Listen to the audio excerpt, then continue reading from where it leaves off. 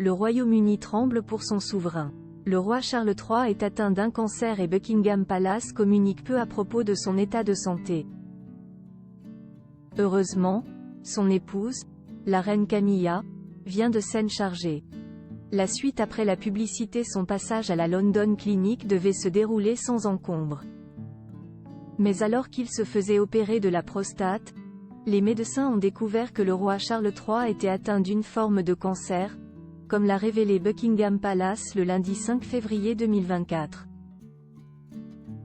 Dans le communiqué évoquant l'état de santé du souverain britannique de 75 ans, il était seulement précisé que ce dernier avait déjà entamé une série de traitements pour se soigner. De passage à la cathédrale de Salisbury pour assister à une soirée musicale, son épouse, la reine consort Camilla, a donné quelques nouvelles plutôt rassurantes.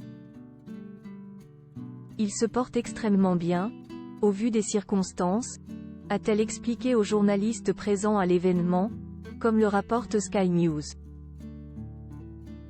Il est très touché par toutes les lettres et tous les messages que le public lui envoie de partout.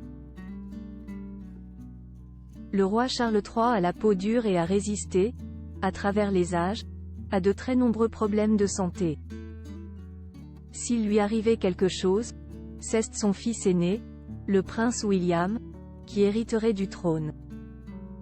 La reine consort Camilla deviendrait, elle, une reine douairière, titre utilisé uniquement pour les veuves de monarques. La dernière à avoir été concernée, au Royaume-Uni, est la reine Adélaïde, après la mort de son mari le roi Guillaume IV en 1837. Le roi reste positif quant à son traitement et espère reprendre pleinement ses fonctions publiques dès que possible, explique la BBC. Si tous les indicateurs sont au vert, semble-t-il, l'état du roi Charles III préoccupe néanmoins ses proches. En apprenant qu'il était atteint d'un cancer, son fils le prince Harry, exilé avec femme et enfants à Montecito, en Californie, a sauté dans le premier avion.